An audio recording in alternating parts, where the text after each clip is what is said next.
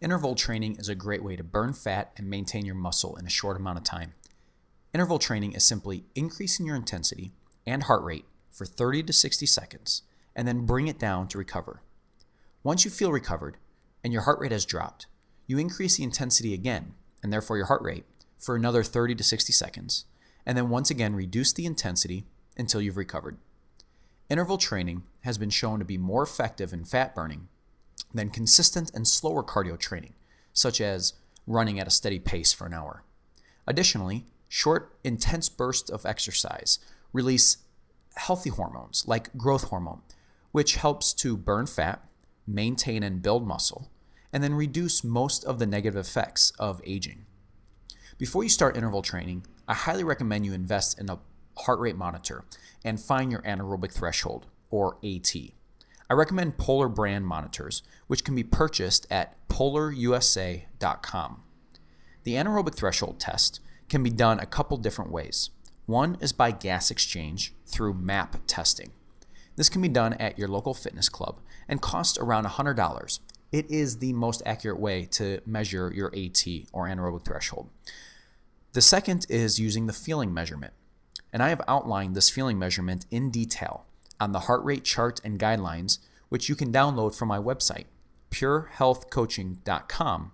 It's in the resource and articles section. Once you have established your anaerobic threshold, you can find your higher end of the heart rate and your recovery heart rate.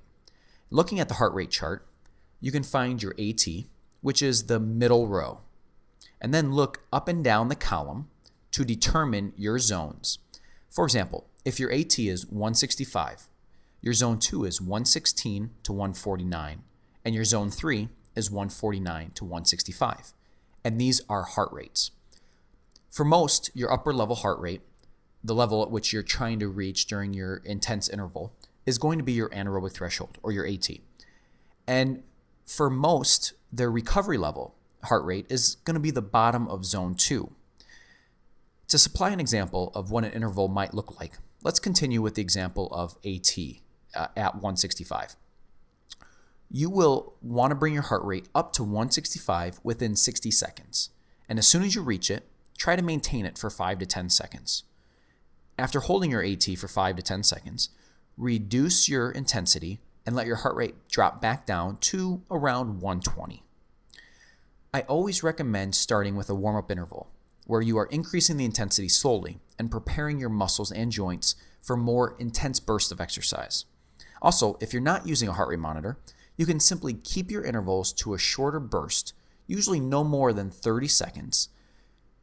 You will still benefit from the effects of interval training, although you might not be able to harness all the power it can provide.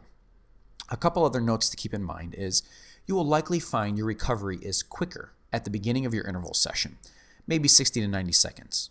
And after 5 to 7 intervals, you'll find that it takes 2 to 3 minutes to fully recover. And this is okay, and it's expected at all fitness levels.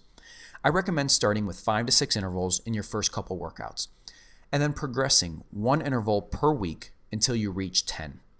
10 intervals seems to be a good goal, and the level at which most clients start to lose their form.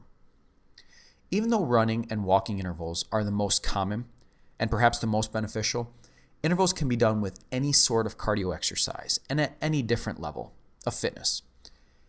If you wish to do your intervals on a treadmill, but prefer not to run, for example, you can simply increase the speed to the level you're comfortable with, and then increase the incline to a level that brings your heart rate up to your AT within 60 seconds. This is a great way to use the treadmill for interval training while not running. Also, intervals can be done with other pieces of equipment. For example, intervals can be done on a rowing machine, an outdoor or stationary bike, stairs, elliptical, or even a jump rope.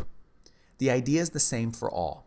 Just do the exercise as fast and as hard as you can for 30 to 60 seconds, and then reduce the intensity to a walking pace or speed and recover for 1 to 3 minutes.